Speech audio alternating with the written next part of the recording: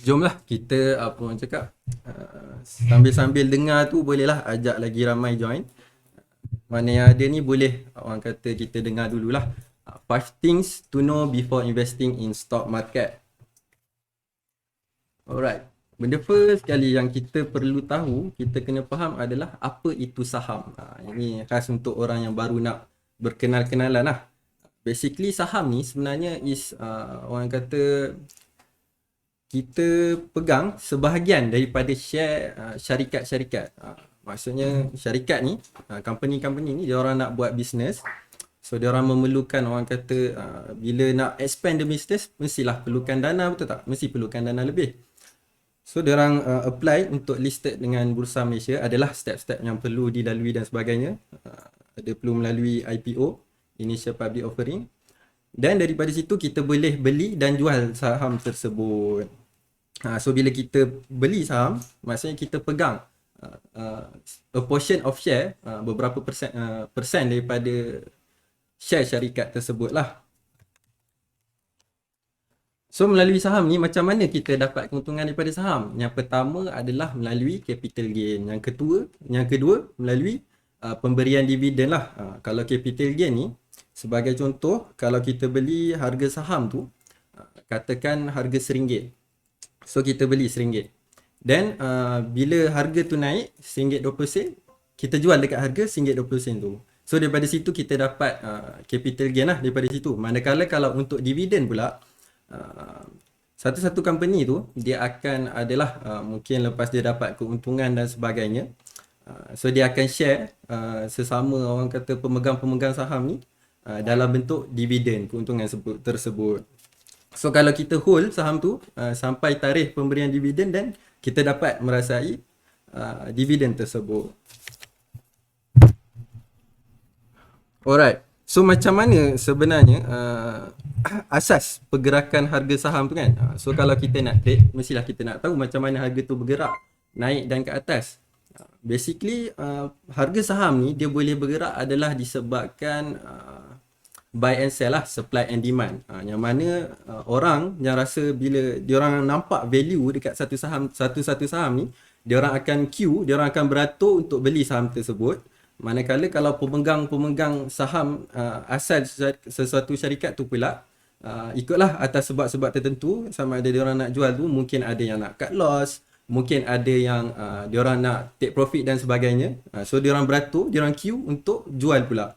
So bila ada pembeli-pembeli yang beratur untuk beli, dan ada juga pemegang-pemegang saham yang beratur untuk jual saham tersebut.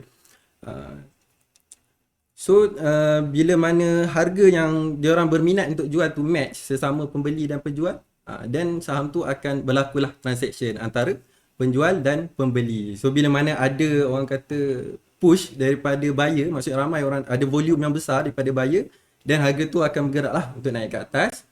Manakala bila ada sell volume yang tinggi, dan harga akan bergerak turun ke bawah. Alright. Tu basic lah tentang pergerakan harga saham dan apa itu saham. Dan status patuh syariah saham lah. Basically benda ni a bit orang kata skeptical lah. Ada orang setengah cakap syariah pula, saham ni halal ke? Bukan haram ke? Ada orang yang kata scam dan sebagainya. So untuk status patuh syariah jual beli saham, kalau ikutkan Mufti Wilayah, kita boleh tengok dia dah keluarkan dalam Bayan Linnas, boleh search. Dalam urusan jual beli saham, hukumnya adalah harus, tiada isu orang kata tiada isu riba, tiada isu gharar, tiada isu masi dan sebagainya, disebabkan ada penjual, ada pembeli, dan diorang bersetuju untuk jual dan beli pada harga yang diorang inginkan, dan benda yang nak dijual beli tu pun ada, iaitu share daripada company tersebut. Manakala kalau saham ni kena faham, dalam Bursa Malaysia ada 1000 lebih saham. Yang ni kalau kat Bursa Malaysia je lah ada 1000 lebih. Untuk pelaburan kita ada regulator yang menjaga pelaburan ni, iaitu Suruhanjaya Security, yang mana di bawah Suruhanjaya Security ni ada dia punya Syariah Advisory Council, yang mana diorang ni lah yang apa orang kata analyse setiap saham yang ada. Setiap syarikat diorang akan tengok syarikat-syarikat ni cukup tak syarat untuk dapatkan status patuh syariah. So status-status patuh syariah setiap syarikat ni akan dikeluarkan 2 tahun sekali kan? Betul tak? Dalam bulan Mei, first bulan Mei, hujung bulan Mei dan hujung bulan 11. So 2 tahun sekali, 2 tahun sekali. 2 kali setahun akan dikeluarkan status patuh syariah. So kalau yang latest sekarang untuk bulan ni Jumaat ni esok malam dah keluar dah list yang barulah. Kalau yang semasa yang sekarang daripada 1000 lebih ni 300 lebih tak patuh syariah dan 700 lebih adalah saham-saham yang patuh syariah. So daripada 700 lebih ni banyak kan? So kita boleh trade lah daripada 700 saham-saham syarikat tersebut. So kita boleh pilih. Ada pelbagai jenis saham lah. Ada yang volatile, ada yang tak bergerak pun, ada yang bergerak tapi slow. So ikut selera masing-masing nak pilih saham yang mana. Alright, next. Yang ketiga, antara benda yang selalu bermain di fikiran orang yang baru yang nak berkenalan lah dengan saham ni, bila waktu yang terbaik untuk mula melabur. Yang ni a bit tricky lah juga sebenarnya. Kalau ikutkan lagi cepat lagi bagus. Tanyalah mana-mana pelabur saham sekalipun yang buat keuntungan lah, yang berjaya lah, pelabur yang berjaya. Kalau tanya orang yang rugi memang dia cakap tak payah melabur. Kalau tanya orang yang memang dah lama dalam dunia saham ni, dah lama melabur, dah dapat banyak keuntungan, dia orang akan cakap rugi kalau dia orang tak tahu lebih awal. Kalau macam saya sendiri pun saya rasa rugi. Umur berapa kan saya start berkenalan ni dalam umur 21, 2 tahun lepas lah. Umur 21 baru nak berkenalan dengan saham. Kalau boleh lagi awal sih lagi bagus. Kalau boleh nak cakap lagi cepat lagi bagus tu, kalau boleh time baby, time lahir tu, time tu nak tahu dah pasal saham ni. Sebab apa? Sebab nak invest. Sebab pulangan untuk pelaburan ni dia ada compounding effect lah. Kiranya dia punya perkembangan tu adalah exponential. Lagi cepat kita mula, awal-awal tu sikit-sikit tau. Tapi one day dia akan naik mencanak. Alright. Tapi perlu follow the step lah. Settlekan apa yang patut dulu. Settlekan, pastikan ada income yang kukuh dahulu. Kalau dalam orang kata in term of perancangan kewangan, sebab basically kami di Smart Saham ni terdiri daripada orang kata perancang-perancang dan penasihat-penasihat kewangan lah. So kita perlu settlekan income kita dulu, settlekan kita orang kata income tu biarlah mencukupi dengan perbelanjaan bulanan kita dulu. Pastikan ada duit lebihan, and duit lebihan tu pastikan kita ambil orang kata perlindungan dahulu. Settlekan kita punya emergency saving dahulu. Dan ada duit lebih tu dulu yang duit lebih tu barulah kita gunakan untuk melabur.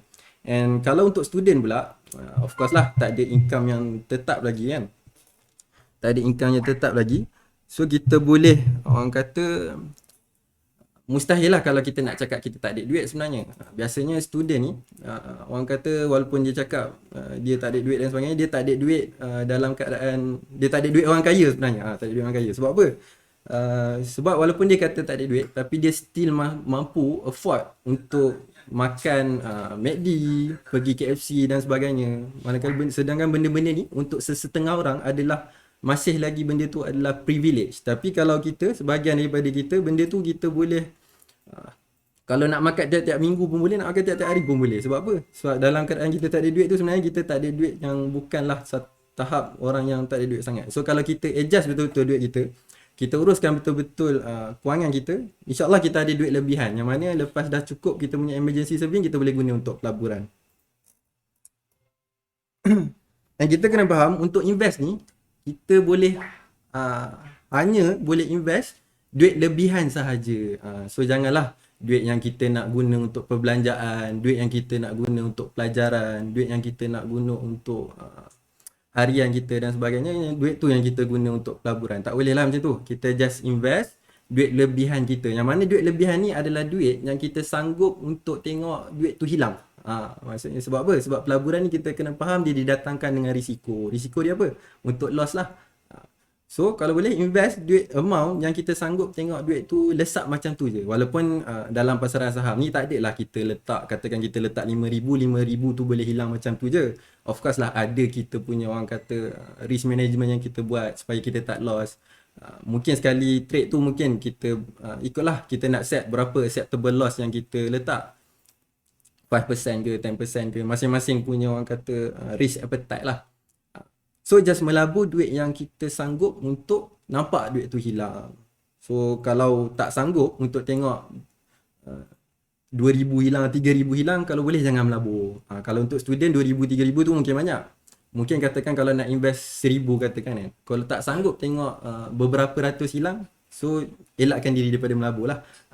So dalam pelaburan ni ada risk, ada reward. Kalau sanggup untuk take the risk, then InsyaAllah kita boleh orang kata merasai lah reward tu. Sebab dalam pelaburan ni rugi tu pasti, tapi untung tu insyaAllah ada. Kalau kita belajar betul-betul, kita kita punya trading plan tu kita ikut betul-betul apa yang kita belajar, kita apply apa yang kita belajar, insyaAllah akan ada keuntungan yang kita dapat rasai. So belajar dulu. Jangan main gamble ya. Sebab apa? Sebab duit ni duit yang kita nak invest ni adalah duit kita tau. Takkanlah kita nak letak duit kita tu and mengharapkan duit tu berkembang macam tu je. Mestilah kita kena belajar dulu macam mana nak buat analisa, macam mana dekat mana nak masuk dan sebagainya, mana nak keluar. Daripada situ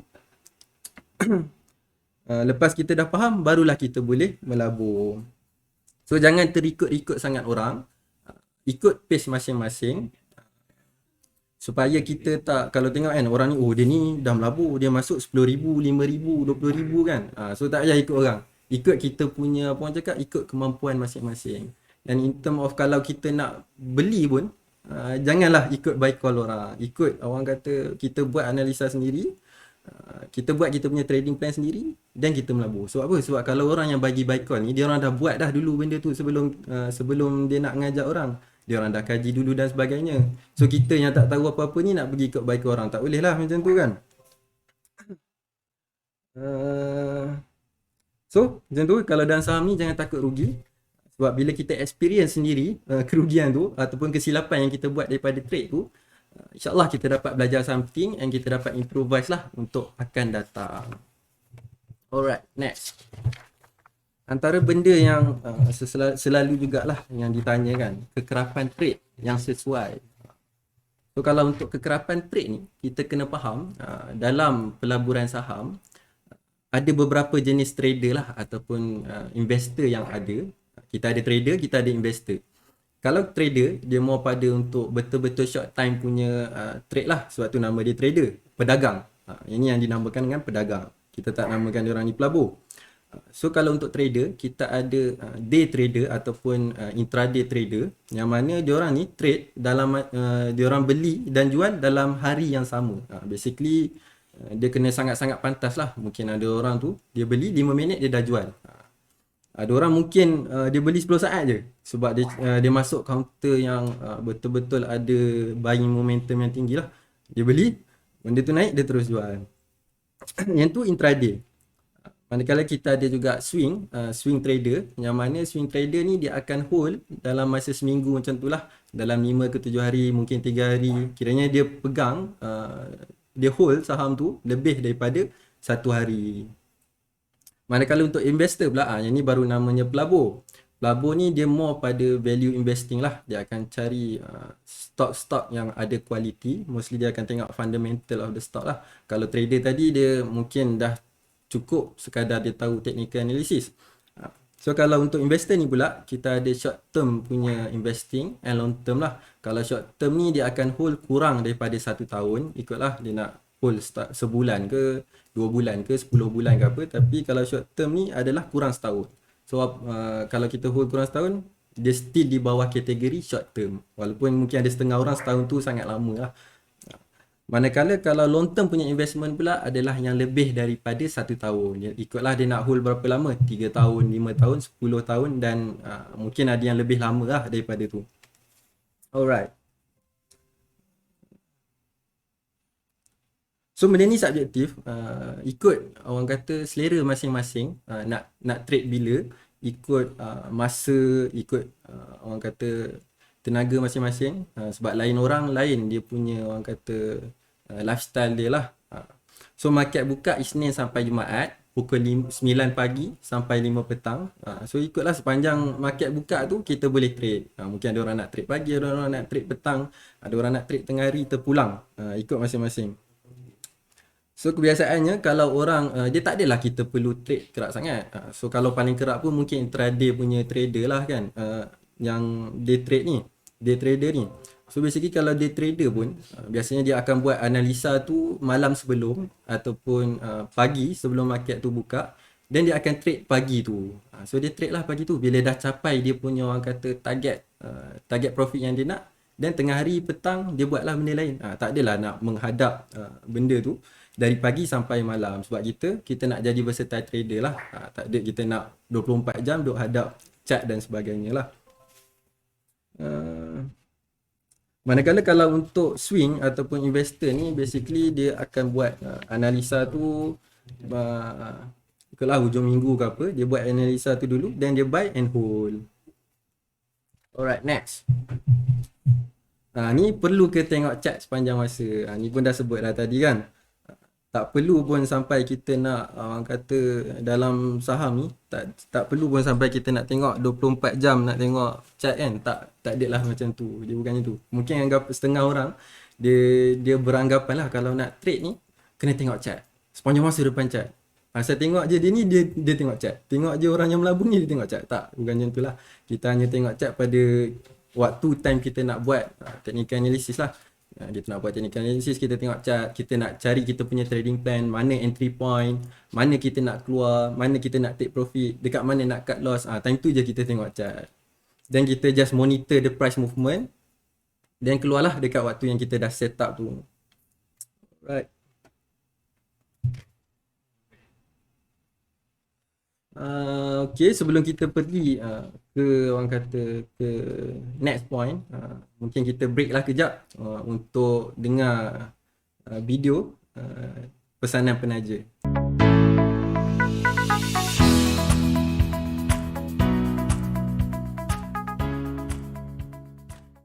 Daripada 100 trade kita. Alright, terima kasih kerana masih bersama dengan saya dalam sesi Bursa Cicak ni. Dan terima kasih juga pada yang share, pada yang send star, dan tak lupa juga yang semualah yang masih stay tune dan bersama dengan saya. So sekarang pun masih boleh share lagi supaya lagi ramai yang join sesi. Ada lagi beberapa point lah yang saya ingin sampaikan pada session kita pada malam ni. Alright, ada satu soalan daripada Tuan Fitri Asri. Apa platform yang sesuai untuk saham di Malaysia?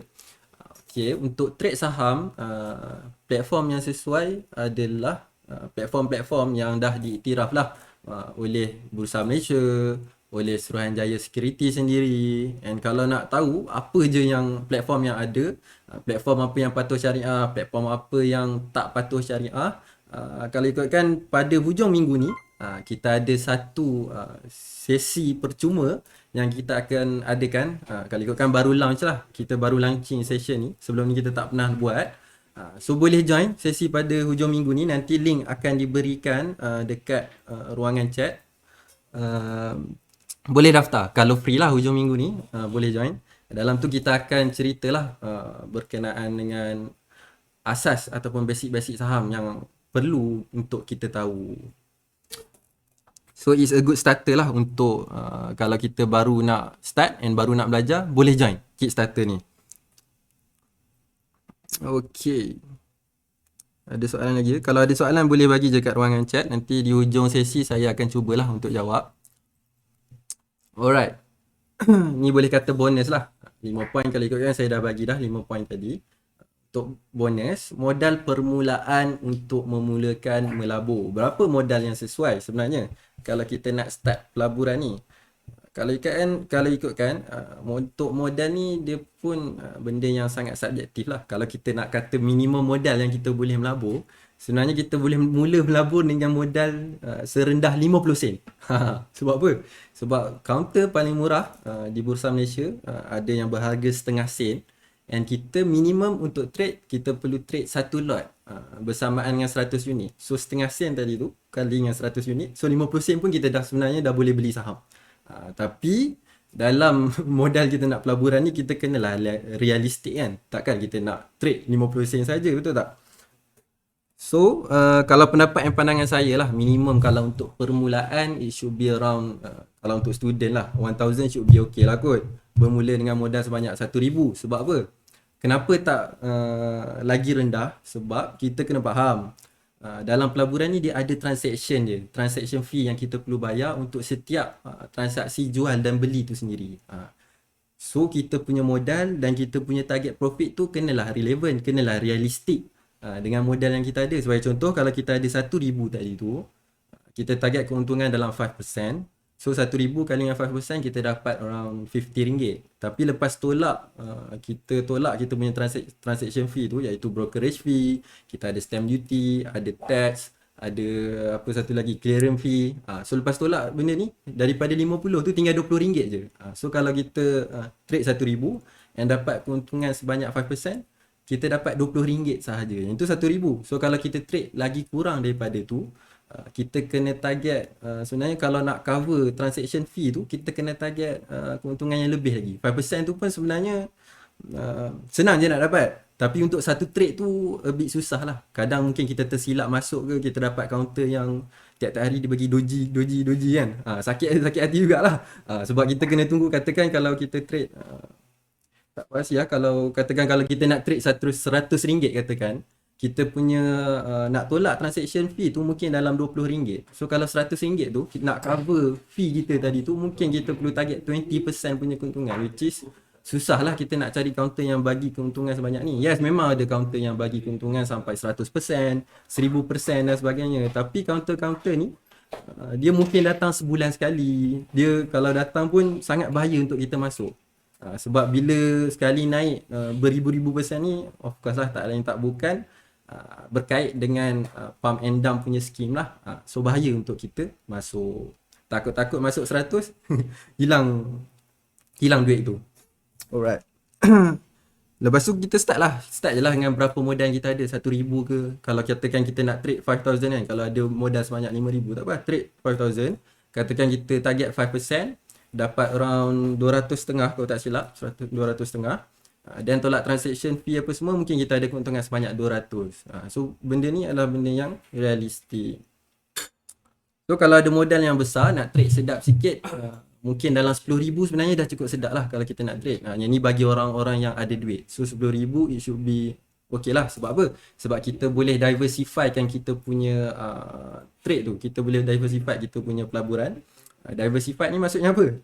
Kita nak, apa orang kata, nak optimizekan kita punya risk and profit tadi tu, risk and reward tadi tu. Yang mana 10,000 tu kita mungkin pecahkan kepada 2 ataupun 3 counter saham. Saham A, saham B, saham C.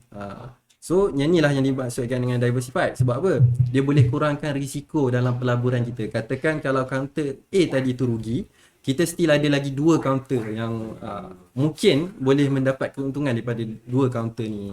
So dia akan balance lah kita punya risk and profit tadi tu. Supaya apa? Supaya bila total up semua, kita dapat net profit. So tak adalah kita rugi.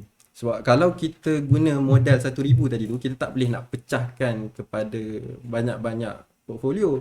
Kita just boleh trade satu counter saja. Sebab apa? Sebab kalau kita pecah 500 dia berbalik pada tadi tu. Kita kena dapatkan keuntungan yang lebih lagi lah daripada yang biasa untuk cover kita punya transaction fee.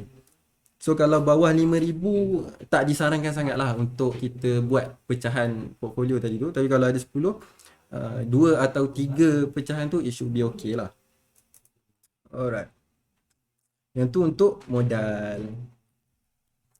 So ada soalan lagi ke?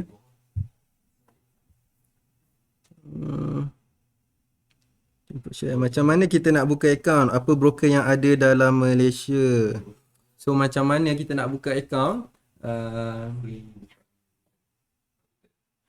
Kalau nak buka secara online, banyaklah platform yang kita boleh buka. Kita ada Rakuten, ada M+. Tapi kalau M+ ni panjang sikit lah. Kita nak, orang kata nak tunggu dia punya turn tu. Sampai turn kita nak buka account. Kalau nak tahu, sebenarnya banyak. Kita ada Rakuten, ada M+, ada bank-bank pun ada dia orang punya brokerage. Maybank, RHB, CIMB dan sebagainya. Yang ni macam saya cakap tadi, kalau nak tahu lebih lanjut macam mana nak buka CDS account dan sebagainya, kita boleh jemput join kita punya session Kickstart. Terima kasih banyak-banyak kerana bersama saya sehingga di hujung session, kerana sudi untuk stay. Moga-moga dapat ilmu yang bermanfaat. Dan saya minta maaf lah atas kekurangan saya sepanjang sesi pada kali ni, sebab ni first time lah saya live bersama Bursa Chit Chat. So bagi yang belum habis puasa 6, masih ada masa lagi, bagi beberapa hari lagi. So silalah ambil peluang dan rebut peluang yang ada ni, mungkin setahun sekali saja untuk melaksanakan ibadat ni. Terima kasih. Maaf salah silap. Mari bersama dengan tim Smart Saham dan menjadi a part of Wyckoff Trading community lah, insyaAllah. Wallahu alam. Assalamualaikum warahmatullahi wabarakatuh.